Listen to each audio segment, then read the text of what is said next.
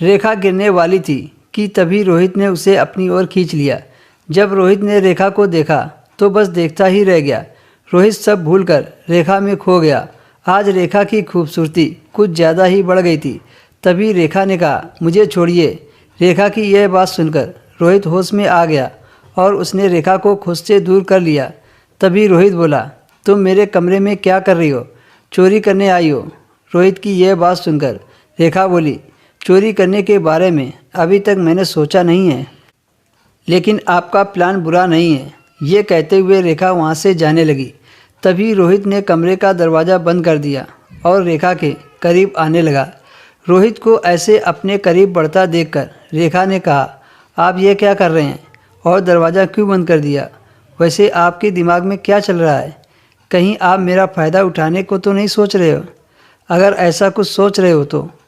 इसके आगे रेखा कुछ बोल पाती, उससे पहले रोहित ने उसके होंठों पर उंगली रखते हुए कहा, अगर इसके आगे और कुछ कहा ना तो मैं तुम्हें अभी डेमो दिखा दूंगा जिसके बारे में तुम सोच रही हो। रोहित ने रेखा के बाल खोल दिए जो वह जूड़ा बनाई थी।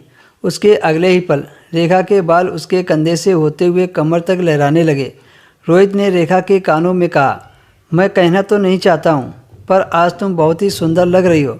हम पार्टी में जा रहे हैं, वहाँ पर सबकी नज़रें ठीक नहीं होगी।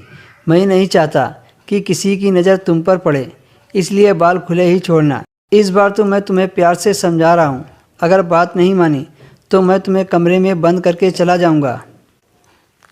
रेखा को विश्वास ही नहीं हो रहा था कि रोहित ने अभी अभी उसे कॉम्प्लीमेंट दी थी।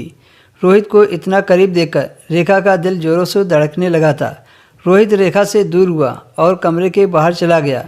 रेखा के होंठों ने एक प्यारी सी मुस्कुराहट ने जगह ले ली थी।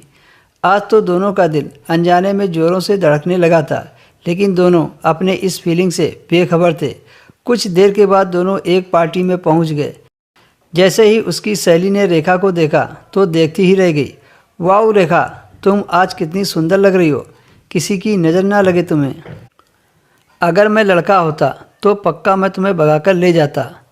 उसकी सहेली की इस बात पर करण ने कहा, तुम रेखा को अगले जन्म में भगाकर ले जाना, इस जन्म में तो तुम मेरी हो। रेखा ने कहा, थैंक यू, वैसे तुम भी कम सुंदर नहीं लग रही हो। अच्छा अब चलो प्रीटी गर्ल, पार्टी एंजॉय करते हैं, करण ने दोनों से कहा और उन्हें अंदर ले गए। अंदर जाकर रेखा को अब आगे की कहानी आपको अगले भाग में मिलेगी। अगला भाग देखने के लिए हमारे चैनल को सब्सक्राइब कर